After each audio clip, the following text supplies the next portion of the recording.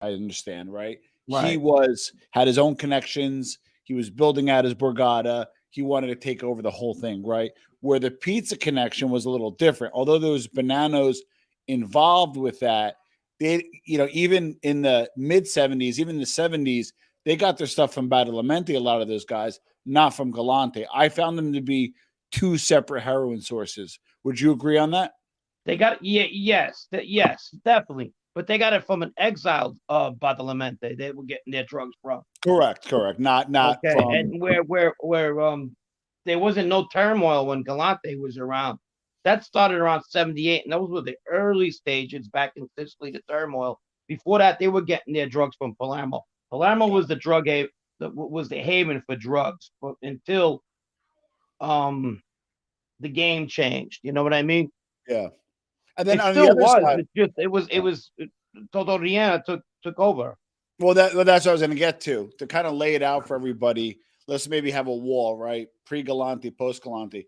Pre Galante, my opinion, you got it from Palermitani, the two major families that were doing it here with the Bonnano and the Gambinos, and they were like prospering, right?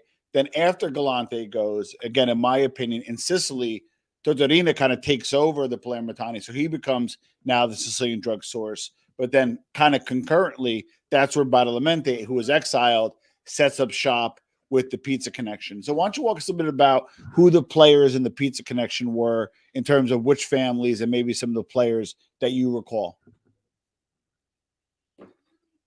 As far as the players go, the same ones. Tony Aiello, he was a tentacle of the case. Caesar Bombetri, who doesn't make the case because he gets killed. Yeah.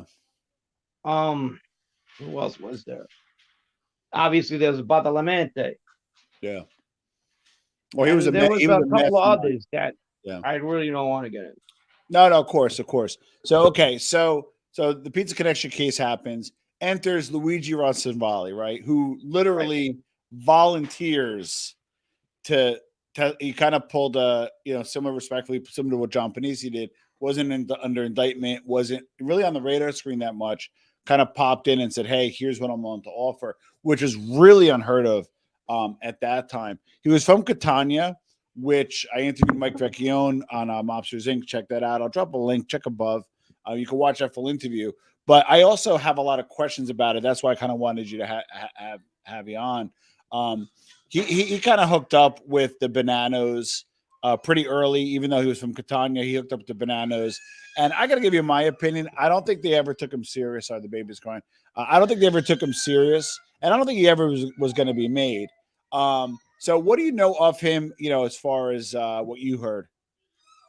Well, first of all, at that time, the Catanese, or people from Catania, weren't really in the inner circles of those either from Palermo or Castellammare del Golfo. So we could go to I think he tries to endear himself with a certain Joe Del Guano, Yeah, who's we know him as Tupanut, who yeah, was shelved in his own right within the Castellammare, respected but shelved, and that had a lot to do with the moral compass. He abandoned his family back in Italy, and he had three sons and one daughter, I believe. And then he married the ex-wife's cousin and came to America and had two other kids, which was like a big, big no-no in Cosa Nostra, and especially within the people of my town. yeah. And he was given the fucking nickname Pete Joe the Shithead. So in Italian. I So got it. so now, this guy's saying that he was really taken back by because he had that presence. He played the mobster pretty good. Utupinutu did the Guano. So I could see somebody who being an outsider feeling that he was a little bit more than he was. He got the respect for my paisans to say hello and goodbye to because he was from there. And don't get me wrong, he was a type. If you flared him up pretty much, he'd probably shoot you. Most definitely, but he was definitely outside the realm. He was shelved in his own way. Yeah.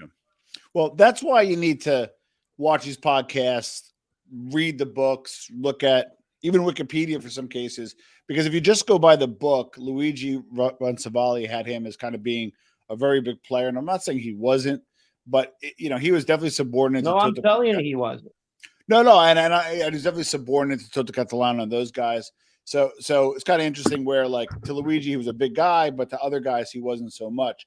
Are you familiar with the Romano case, the Newark detective whose sister pretty much got pimped out by her husband? Because that was in the book, and I kind of scratched my head with that one too. Are you familiar with that?